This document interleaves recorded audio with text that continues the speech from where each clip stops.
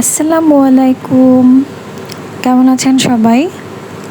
আজকে আমরা গিয়েছিলাম গাঙ্গাটিয়া জমিদার বাড়ি, যা স্থানীয়ভাবে মানববাবুর বাড়ি নামে পরিচিত। বাংলাদেশের কিশোরগঞ্জ জেলার হোসেনপুর উপজেলার গোবিন্দপুর ইউনিয়নে এটি অবস্থিত। এই যে দেখেন, জমিদার বাড়ির গেট দিয়ে ঢুকলাম। জমিদার বাড়ির গেটের দৃশ্যটাও খুব সুন্দর ছিল। সামনে একটা পুকুর ছিল, যা আপনাদের আমি দেখাবো পরে। আর এই যে প্রশস্ত একটা রাস্তা, চারপাশে নারকেল গাছ দেওয়া ছিল। খুবই সুন্দর দেখতে বাড়িটি। আর অনেকটা জায়গা জুড়ে, যেমনটা জমিদার বাড়ি হয় ঠিক তেমনটাই অনেক জায়গা জুড়ে করা বাড়িটা। খুবই মনোরম পরিবেশ, চারপাশে ফুলের ফলের গাছ ছিল আর অনেকটা খোলামেলা পরিবেশ। এই জায়গাটায় গিয়ে মনটা এমনিতেই ভালো হয়ে যায়, খুবই রিফ্রেশিং লাগে। যারা যারা কাছাকাছি আছেন এই বাড়ির, তারা অবশ্যই যেতে চেষ্টা করবেন, খুবই ভালো লাগবে। আর গ্রামের ভিতরে হওয়াতে এটার পরিবেশ আরও মনোরম হয়ে গেছে। এই যে এটাই হচ্ছে সেই পুকুর, গেটের বাইরে এটার অবস্থান।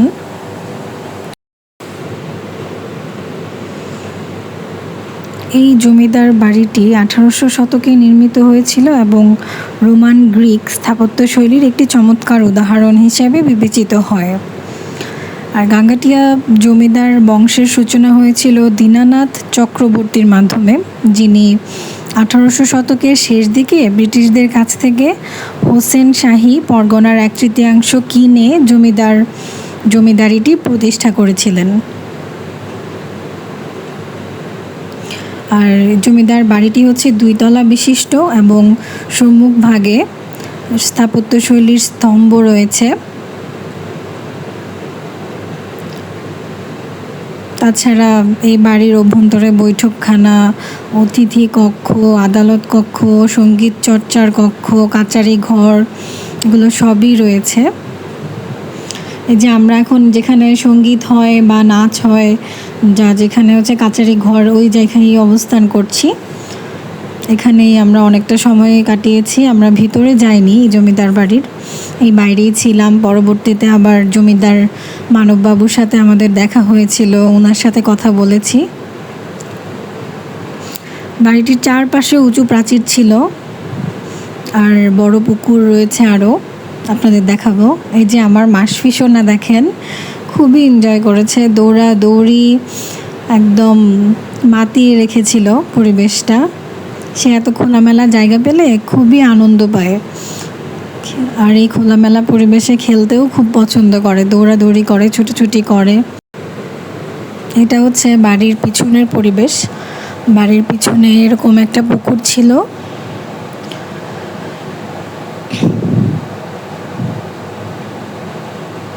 এই যে বাড়ির পিছনেও কিছু ফুল গাছ ছিল।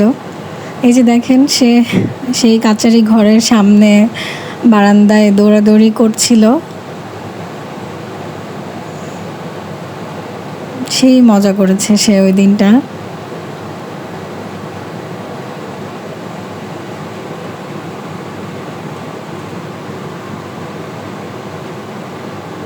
তাকে কেউ ধরে রাখতে পারছিল না, ইচ্ছা মতো যা খুশি করছিল। এইটা হচ্ছে আপনার অনেক পুরনো সেই জমিদার আমলের কদম ফুলের গাছ, একদম বাড়ির সামনেই এটা লাগানো, বেশ প্রাচীন আমলের। তাই ভাবলাম এই ফুল গাছটাও আপনাদেরকে দেখাই। কদম ফুল ধরে রয়েছে, খুব সুন্দর লাগছিল।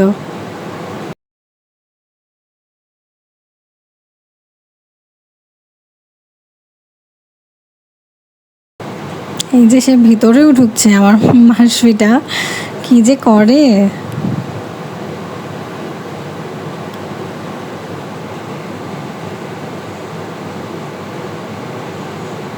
এই যে আমরা বসে অনেকক্ষণই কথা বলেছি। এই যে এখানে একজন সদস্য আছে, খুবই কিউট, এটা ওনারাই পালেন। এটা একটা নাম ছিল, নামটা আসলে ভুলে গিয়েছি আমি। আসলে আমাদের বাংলাদেশের ঐতিহ্য এরকম জমিদার বাড়ি। আমার মাসফির সাথে মানববাবু হ্যান্ডশেকও করেছেন। খুব মিশুক মানুষটা আসলে।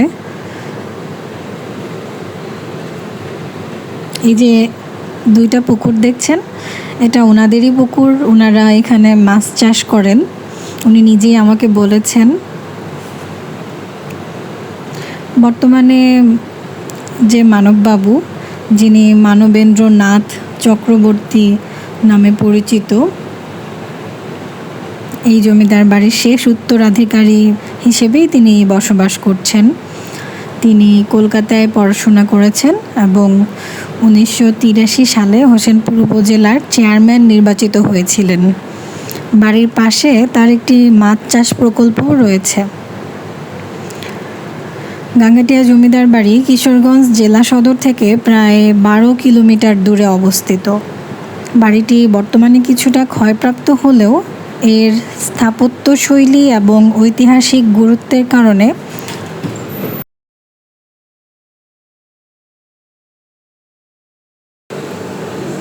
এটি দর্শনার্থীদের আকর্ষণ করে। বাড়ির প্রধান গেটের সামনে একটি প্রশস্ত রাস্তা রয়েছে, যা আমি দেখিয়েছি আপনাদের, সেটাও বাড়ির সৌন্দর্য আরও বাড়িয়ে দেয়। এই জমিদার বাড়িটি আসলে বাংলাদেশের ইতিহাস, সংস্কৃতি এবং স্থাপত্যশৈলীর একটি গুরুত্বপূর্ণ নিদর্শন হিসেবে বিবেচিত হয়।